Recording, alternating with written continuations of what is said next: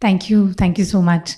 And it has been very inspiring जो कहानियाँ आप सबकी सुबह से सुनने का मौका मिल रहा है. And I think kudos to those who are graduating. Congratulations. और इस panel में I think we have academicians, we have funders, founders, leaders in the impact space, and hoping to bring together like conversations around कैसे higher education का जो space है, एक opportunity है, how does it really become a space जहाँ mobility and inclusion possible हो, and how do these spaces enable that? And I think we could possibly start with Neha and Neha's experience.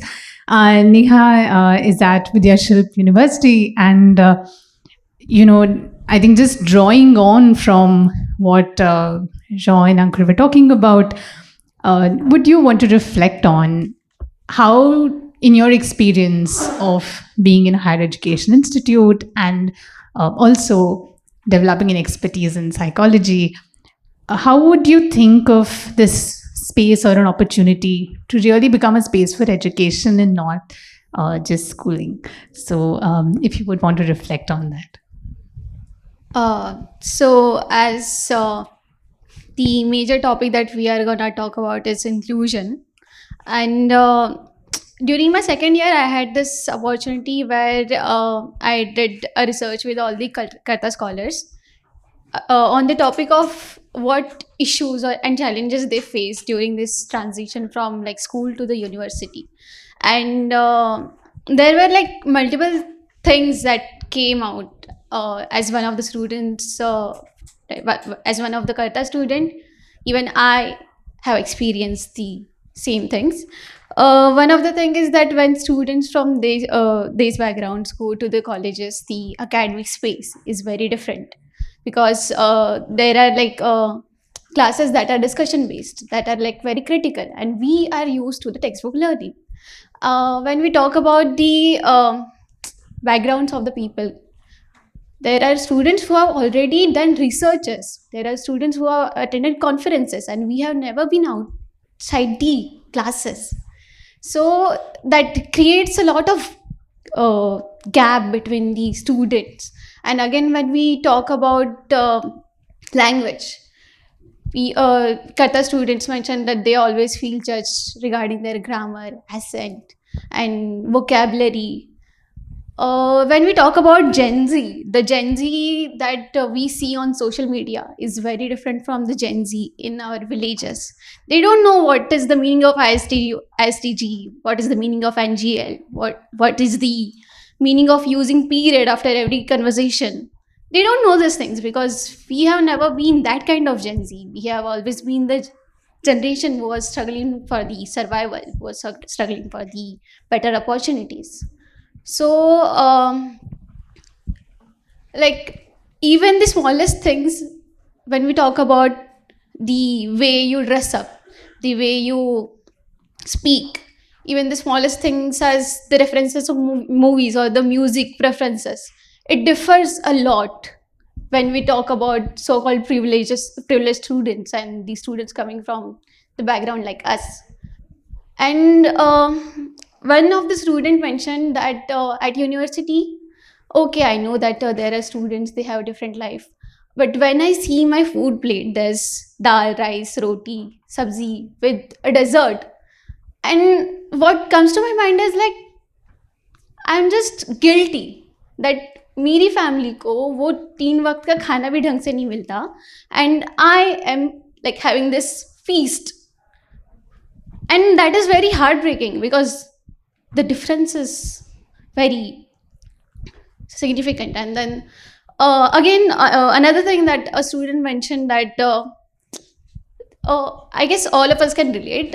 As a first generation learner, every parent of us are proud of us. They have like expectations from us. But another thing is that they are also kind of insecure about us. They are like, don't forget us, don't abandon us. So there's this duality. Should I like take care of them or should I focus on my career? Because like they want me, Yes, absolutely. But I need to focus on myself to give them a better future. And again, like when we talk about the normal things such as uh, the basic inclusion at the university, just being inviting students to the university space is not enough if you are not able to mend your system to accommodate those students.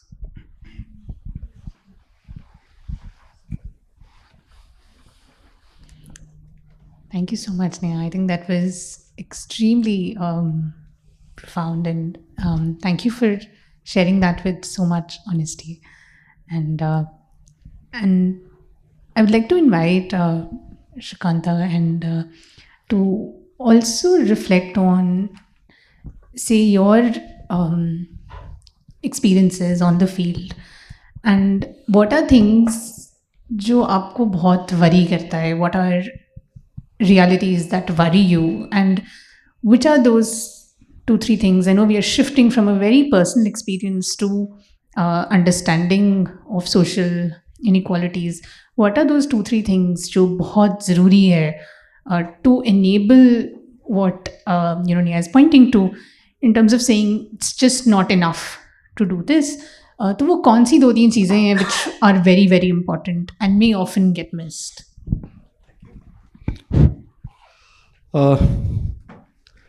At the beginning, I have some doubt about the word disadvantaged. What is the written there? Marginalized. Actually, possibly we are not able to understand this power game by which the people who are trying to term you as underprivileged, disadvantaged, or marginalized are actually they marginalized. Because to hold power in their hand, they are trying to deny your authorities, your understanding, your knowledge at the sideline. Just tell me one thing. In the morning, we were just Tejal, na? Okay. Tejal's mother and Tejal also, when they shared their experience of life, after a child getting that much support from the family, how can that child be disadvantaged? All of the scholars who are present here, everybody shared only one thing. One thing is at least common from everybody, that they got enormous support from their family. If it is so, how they can be termed as disadvantaged and marginalized? Actually, this kind of words, unless we start believing within ourselves, this kind of marginalization in colleges will continue to happen. We can never stop that. Because by doing that, they try to hold the power within themselves. And that is the reason a manager gets more salary than a worker, than a skilled worker. Who decides that? Why don't we understand that the power game in our society plays in a different way? We can talk much about the social structure, the policies and everything, but unless we start believing in ourselves, nothing is going to happen. The people who are sitting here in first 2-3 rows, if we actually do our duties as an individual, then to think about the society, what society is doing towards me, I think we can live in a better society in future. We always create all the nuisances in our society, but again start believing that all these nonsenses and other odd things should not be in the society. So start believing in yourself, and whatever possible by you, please try to continue doing that for the society, and society will be in a good place to hold. Thank you. You've challenged a lot of, terms of words and vocabulary that that is often used in the social space. And I think, you're right in saying there needs to be a reimagination, which is of even the vocabulary that is used in this. And I'd like to invite Gaurav into the conversation. Oh, yes, of course. Yeah. In the first panel, Arundhuti was sharing about just trying to give one example that one flat in Delhi, 10 crores, and a big patch of land where a tribal family is staying, a small water tank, lots of household, a big house, and maybe other things that in our eyes that cost differently. Because the society, these powerful people told us to evaluate the value of our life in that way. So unless we are challenging that, we always have the sense that we are being deprived. It is not like that. Start believing in yourself. You are the most wealthiest person in this world based on the level of wealth that you are having, either in your village or in your forest or in your house. No, definitely. Thank you. Because it's also then a reflection of what are existing power structures that, say, value the work of, say, a manager more than a skilled worker, or the land belonging in a particular area and not. So it's also about the structures and institutions that allocate these values to different places and people as well. And with that, I'll invite Gaurav into the conversation, and drawing on what Neha and Sukanta had to say. And given, Dell Foundation has invested across in multiple areas, education being one of them. And could you reflect on, say, thinking about how could higher education be reimagined? Again, drawing on what Neha was saying, in order for it to become an effective enabler of, say, systems change, or to disbalance the power structures which Sukanta has been pointing to. In your experience, what do you think about that? Thank you very much for inviting me. I think it's a wonderful occasion, the first cohort graduating. So congratulations to all the young graduates. I think it's going to be an amazing journey for all of you. I think first of all, I think we need to kind of anchor ourselves back to why does higher education exist, or what's the role of higher education. I think it's definitely a pathway to economic mobility, a job, a placement, but that's not the only thing. It's supposed to be a pathway for choice, freedom, and more dignity for a significant percentage of the youth population of India, and that should not be forgotten. And I think somewhere that's gone missing from the entire design of how things really are in some of the top institutions. So I think we need to really reflect back on some of these aspects. Secondly, I feel that the gap kind of happens much before even the entry into higher education, right? I think you see significant percentage of dropouts even after class 8, then after class 10, and then 11, 12, only those highly selective students after significant amount of assessment rounds get opportunity to get into these top institutions. And even those who get into higher education, 85% are actually going into very low selective institutions where there is no accountability to what is happening. You might possibly be seeing posters all across the country, highest package, 2 students getting into Microsoft. But if you really go one level deeper, higher education is like a black box. There is no element of choice for significant percentage of students, right? Why am I going to this college? They don't have that information really. So first suggestion is, can we make that information accessible to the masses in India? What are some of the metrics that should be available to every single person who aspires to get into college? And if colleges themselves can reflect and see, instead of just tracking placements for average placements and median placements, can they go one level deeper and check how inclusive are they for first generation learners, for students from low income backgrounds? And once they kind of cut data to that level, they realize that these spaces are not as inclusive as they possibly think they are. Lastly, I'd like to share that I think somewhere inclusivity has to be designed very consciously. Students don't lack ambition. Students sometimes have an aspiration gap, and that's because of lack of exposure. There's a difference in word ambition, aspiration, right? So all the students are ambition, but aspiration is a function of design and a systemic sort of a gap. So if institutions are conscious enough to design spaces where students can actively go and seek help, mentorship on a regular basis, I think we can see lots of good changes emerge. And I don't see lack of initiative from institutions. It's just that can there be some level of accountability be built within these is something to think about. Thank you. Yeah, and given you're talking about mentorship, I think it's the perfect time to bring in, listen in from Arundhuti and in your experience of building an organization that sees mentorship as an important, I think, in attempts to scale it. So what are opportunities and challenges that you see in, developing mentorship as a potential way of enabling inclusivity within education spaces? No, I just want to say again, echoing what everyone said, it's been such a treat and pleasure. मुझे लग रहा था कि मैं अपर्णा से बोलूँ कि आप सारे पैनल्स कैंसिल कर दीजिए, हमें सिर्फ कर्ता स्कॉलर्स से और सुनना है.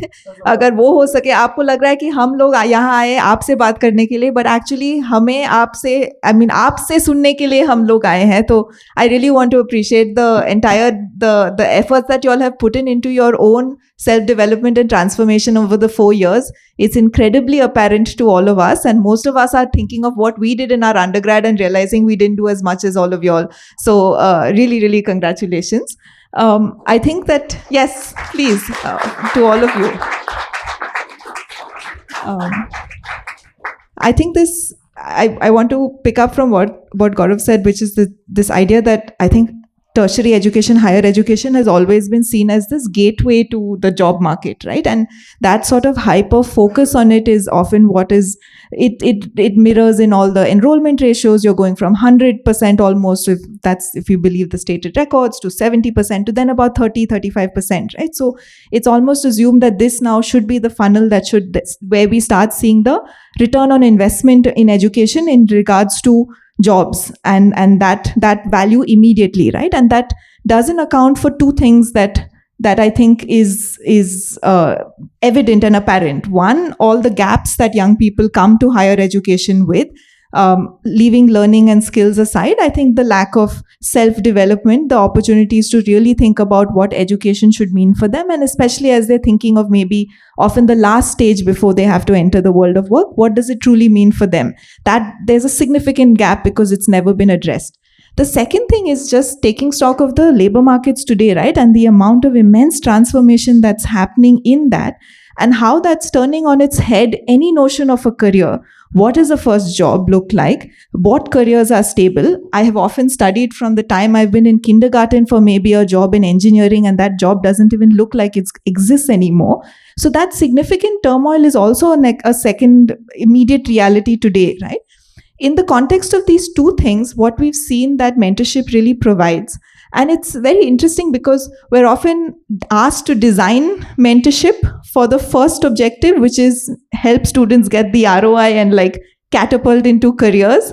But we're often designing mentorship for the second thing because that's what students need.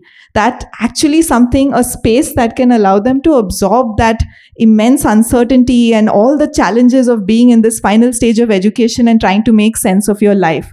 Right? That's the real value of mentorship that we're seeing. And it's interesting because it's not just anecdotal, but it's evidence. That's what a research from an academic at the Harvard Business School who we work with found that that's the biggest value mentorship provides in times of uncertainty.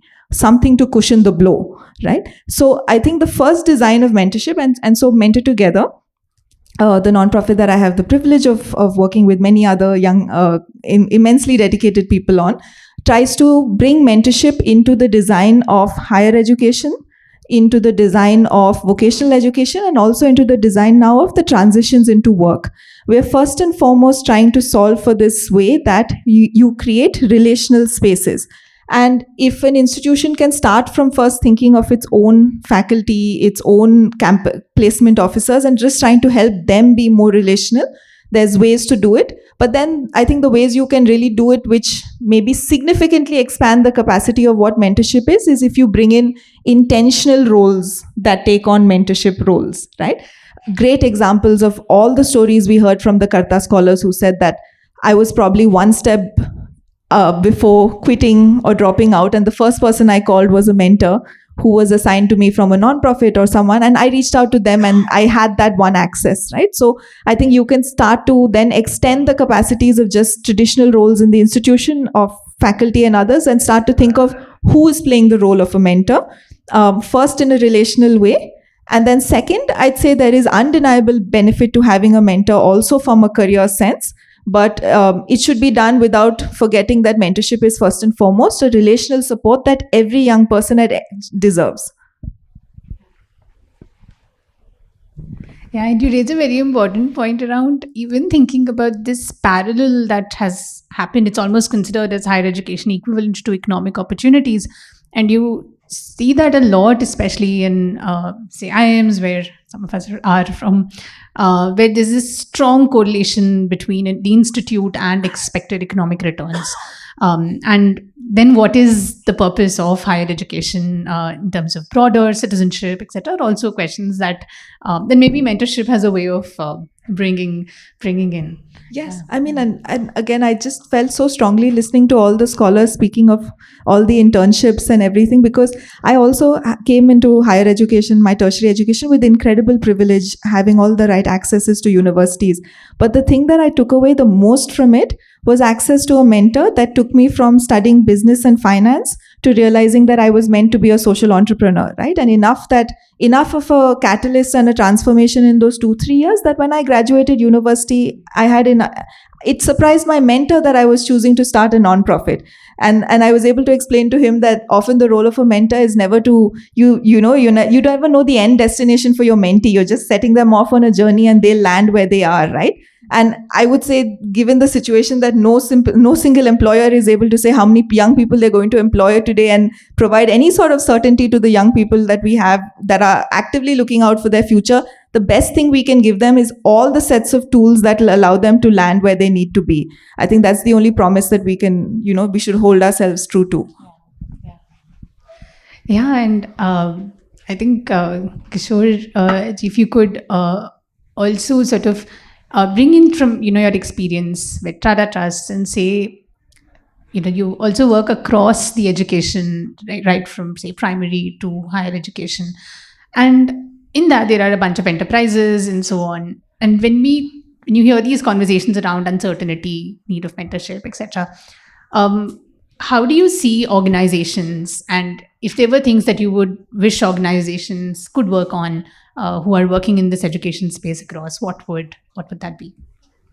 Yeah, thank you. Thank you so much for getting me here. I must thank Aparna and her colleagues.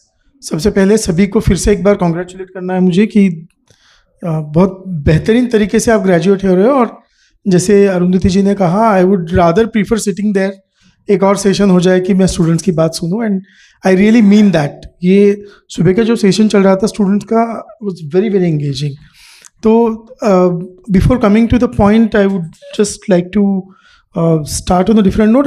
I come from Tata Trust. I work with the education team of the Tata Trust, and कुछ लोगों को आप में से पता होगा, Trust has been one of India's oldest philanthropies, और कई सारी चीज़ें चूँकि हम हायर एजुकेशन की बात कर रहे हैं, had been the legacy of the Tata Trust, and Tata Institute of Social Sciences is one to name, and TIFR Mumbai or IISc Bengaluru, and one can make that list longer.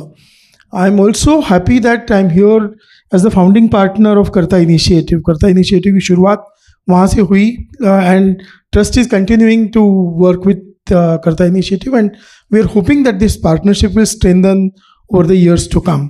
And I'm more than happy कि इस partnership का नतीजा जो निकल के आ रहा है वो इतना अच्छा है, and the kind of students that have come up. I got the opportunity to talk to some of them, talk to some of their parents during the lunch break, and it was absolutely heartening to listen to their experience and the way Karta has supported them, and as you rightly said, the mentorship has supported the students. So as far as Trust's work is concerned, yes, we are primarily working for now in school education sector for younger students. But what we think is, कोई मतलब सुबह किसी ने सवाल भी खड़ा किया था कि शायद ये हमारे 2 कैप्टन्स जो है वो बता रहे थे कि 14 साल की उम्र तक शिक्षा खत्म हो जाए, ये क्या मतलब हुआ? अभी 14 साल की उम्र में अगर आपके शिक्षा का अधिकार खत्म हो गया है, उसके बाद you are on your own, कोई स्टेट का प्रोटेक्शन आपको नहीं है, तो इसका क्या मतलब है? And that is something that we feel that civil society organizations should come forward to support those who are outside the opportunities. There has been some very strong view about using the term marginalized, and I agree with you to a great extent.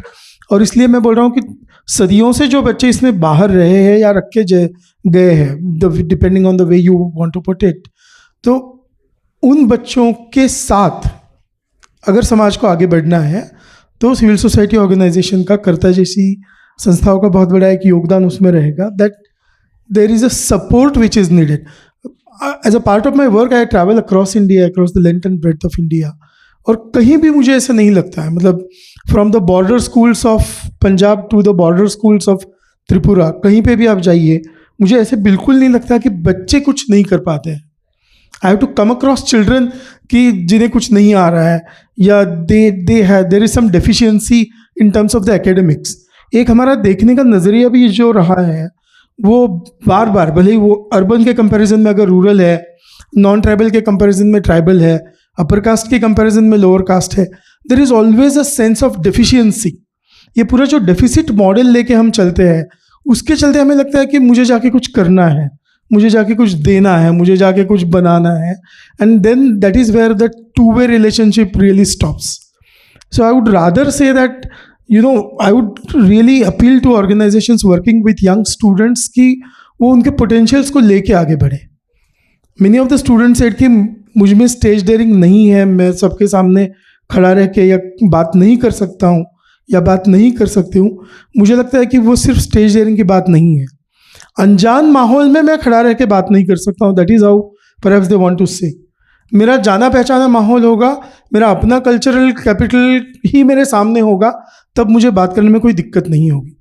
कोई भी बच्चा किसी भी गांव का हो, किसी भी समुदाय का हो, मैंने ये देखा है ज़रूर कि मैं अगर स्कूल में जाके बच्चे से कुछ पूछूं तो बच्चे हिचकिचाते हैं.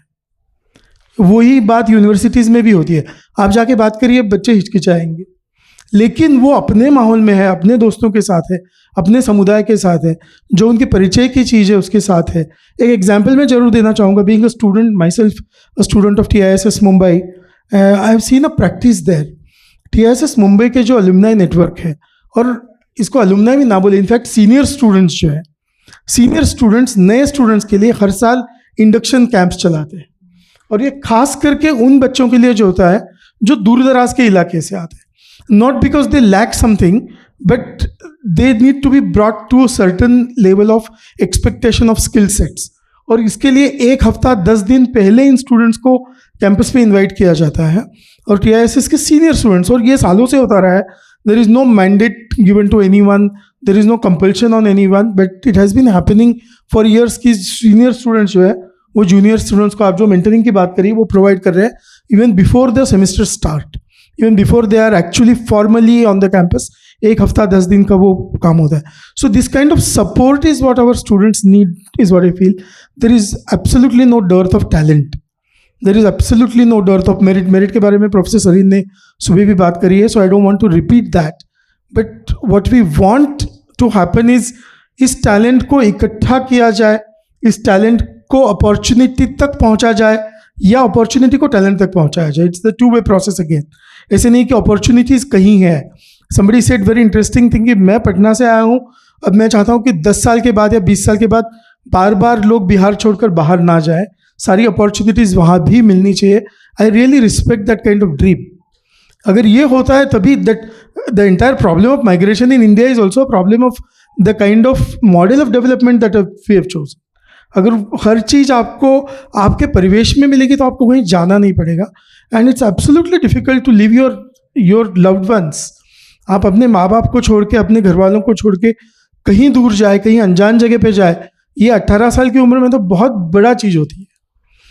40 साल की उम्र में, 50 साल की उम्र में भी लोग अपनों से बिछड़ कर दूर जाना नहीं पसंद करते. For 18-year-old it's very difficult, and therefore that kind of emotional support, that kind of support at the level of the skill sets that are required in the market. Unfortunately, I agree with you कि शिक्षा का काम ये नहीं है कि सिर्फ हमें जॉब में ले जाए. शिक्षा का काम उससे कई ज़्यादा है, क्योंकि जॉब का नेचर तो बार बार चेंज हो रहा है. सो शिक्षा कोई मतलब it's not a factory for the industry. Frankly, it is something else. Higher education particularly is supposed to, build or inculcate those skills, जहाँ पे आप एक जिम्मेदार नागरिक बनेंगे. So we are looking for organizations who are into this. We know that industry is very dynamic, nature of jobs is changing. World Economic Forum keeps on coming with, future of jobs report every 2 years. कौन से jobs खतरे में है, कौन से jobs नहीं है. And it's going to be a very, very dynamic process. शिक्षा ये नहीं करेगा मैं इस बार कोडिंग सिखा दूं, 2 साल के बाद मुझे क्या करना है और कोई चीज़ सिखाना है. So it can be so dynamic. शिक्षा के कुछ कोर वैल्यूज है, एंड डॉक्टर सरीज has already put forth constitution there. It is in the framework of that. It is in the framework of that dream of equality, that dream of social justice. We want to do higher education. And Tata Trust is definitely looking forward to such programs. We are open to support such programs. And we look forward to more and more partnerships for that. Thank you.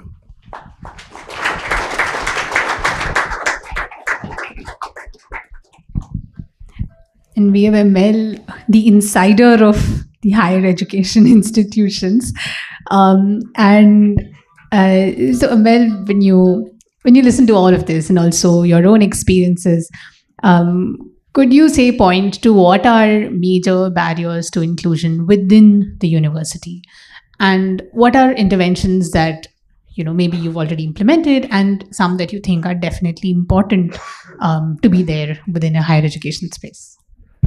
Let me start by saying that one of the first universities set up by Indians in India was the University of Mysore, 1919. Yeah. One of the first universities set up by Indians in India was the University of Mysore in 1916. We have 4 universities that were set up by the British, right? One of the practices that faculty members followed since 1916 to maybe the 1960s, 70s was that faculty members periodically went to villages, would spend the night or a couple of days teaching, right? That kind of orientation, I think, is sort of missing in university faculty members today. We often go to conferences, etc. But that motivation to be on the radio, because some people had radio, but to go to villages and spend time in discussion was an ethos that I think, being an academic in Karnataka, is something that we need to push faculty members to do. So I thank Karta. I think it's good to ask faculty members what they are doing today. The second is that the periodic labor force survey 2023-24 clearly shows us that 15% of adults over 25 have a higher education degree. In absolute numbers, that's 134 million people. But in terms of rate of population, that is very low. And then to imagine that there are residential programs like many Karta students are part of, that is an even smaller number, because we know at the graduate level as well that students are often working, they are agricultural workers, they take evening jobs, or they're working in the day and could take evening classes. And law, for instance, the possibility of doing evening college now is much lower. And I think it's good to attend to that specificity. The third thing I want to say, because many people have touted the Constitution, is to recommend, because my job is to create a sort of deliberative atmosphere that will provoke our students. There's an interesting recent book called Assembling India's Constitution by Rohit Day and Ornit Shani, which shows an archive, much of which is in Delhi at the National Archives of India, that shows that in the run-up to the drafting of the Constitution, thousands of petitions came to the Constituent Assembly saying this is what we want, from all across the country. There were associations, there were meetings and all of this. Almost none of that made it to our Constitution. 2/3 of our Constitution comes from the Government of India Act 1935. So when we talk about the Constitution as being an inclusive sort of document, let us remember that the voices of the majority of the people are absent in this constitution. It comes from a colonial sort of act. Let me come to the National Law School, which is an elite institution. In 2016, the students at the National Law School conducted a survey and wrote a report that you can find online called Elusive Island of Justice, right? Which shows, and it was a smaller institution then, looking at batches about, I think they surveyed around 300 students, they showed clearly that students with social capital tend to do well according to NLS standards, right? In these last few years, 8 years, our institution has expanded greatly. As a public university, we don't receive much money from the government, but let me just say that we take, in terms of our student composition, we have 59.5% reservation. And then we have within that also horizontal reservation. So we have a great diversity of students. More than like 1 in 2 students comes from a reserved category. Now, one might say that these will tend to be second generation learners. From my work with students, this is not necessarily true. We have many first generation students coming in, and there are significant challenges that students face. I just want to point to the IDIA network that does a lot of the kind of work that Karta does, the SEED network, and I'm sort of very happy to continue having conversations about more support for students in the law school, because law is a professional degree. At the National Law School, we are also a multidisciplinary university. So as faculty members, one of the first things we do when with incoming undergraduate students is to say, look, NLS students produced this report in 2016 on caste composition and social capital. And many of our students, I mean, we see in our first sociology class, their entire worldview, the looks on their faces change. Because if you've come through a schooling system that has prioritized the right answer, one single answer through a CLAT exam that's only MCQ, you're coming into a university that is asking you to think through ambiguity. There is no one correct answer, right? And that ability to try and reason through ambiguity becomes a challenge for students. I'll just end in a minute. And we see that students from marginalized backgrounds, I will use that term with some caution now, tend to do better in terms of critical thinking, because they are able to bring their experiences to the readings that we do. And, we find that they're able to think through certain problems of social justice better, because many of our students who do not come from difficult circumstances do not necessarily. The other thing I want to say is about language. We often think of language as instrumental. And so, students with English, have an advantage. At the National Law School, we see that language is not simply an instrument. It creates worlds. We have a languages program, and we also see that students who work in legal aid, the ones who are comfortable with regional languages are the only ones we can work with in order to provide legal aid. So language creates worlds of critical thinking. Languages are not instruments, and regional languages are critical because they give us ways of thinking, phrases, jokes, sensibilities that are quite different from what we will get in English. So I think on that note, because there are many things that students have already brought up about mentorship, etc., that I don't want to touch upon now. I did want to be able to provoke a few thoughts in higher education that maybe we haven't spoken about. Yeah, absolutely. And I've been told by the captain that we have limited time. So I just thought if each of us could, or any of us who think, if we could reflect on our roles and say, okay, given our role as, say, a funder or a mentor or, as an academic, what is that one thing that we could possibly do to make, say, higher education inclusive and enable mobility more meaningfully? Yeah, we can go in any sequence.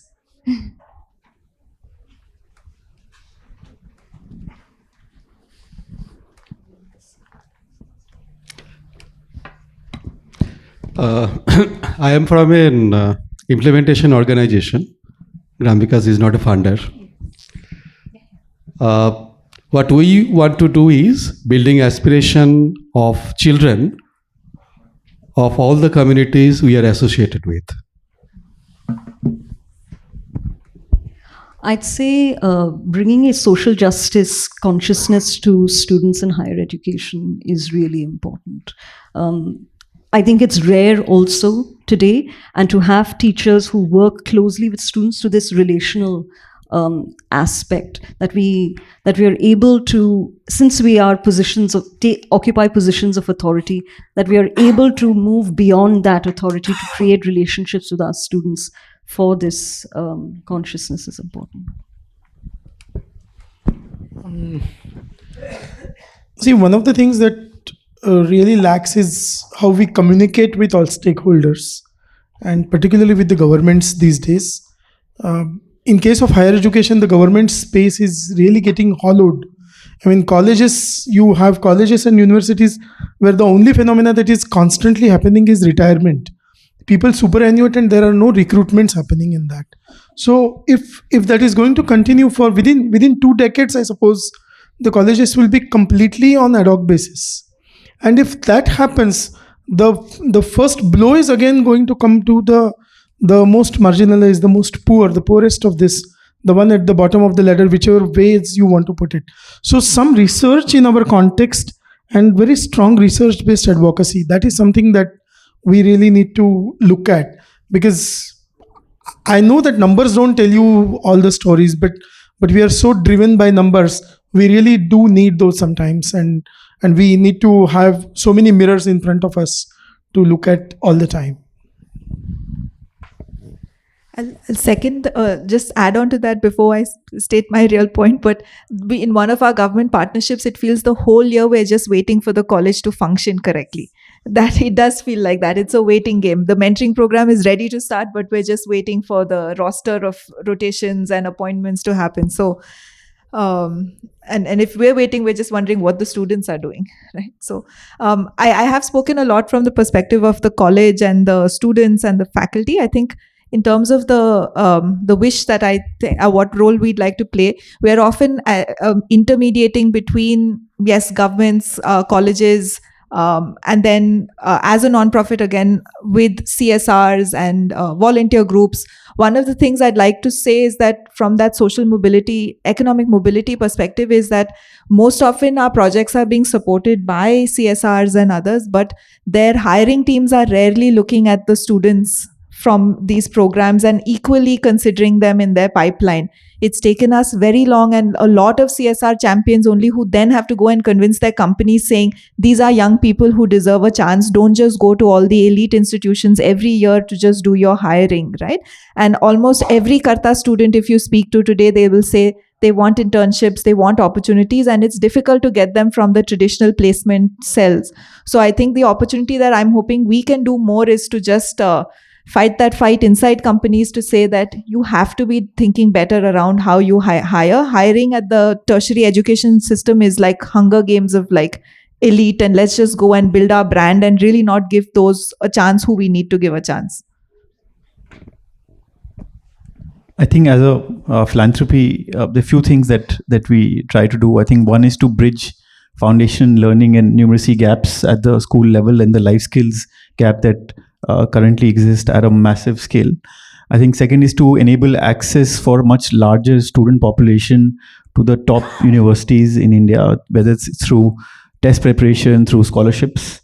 I think number three is that we're still exploring is there a way for us to incentivize universities which are tier 2, tier 3 to really focus on the right kind of things, which is student level learning, student outcomes, and so on. So yeah, these are the few things that we are exploring.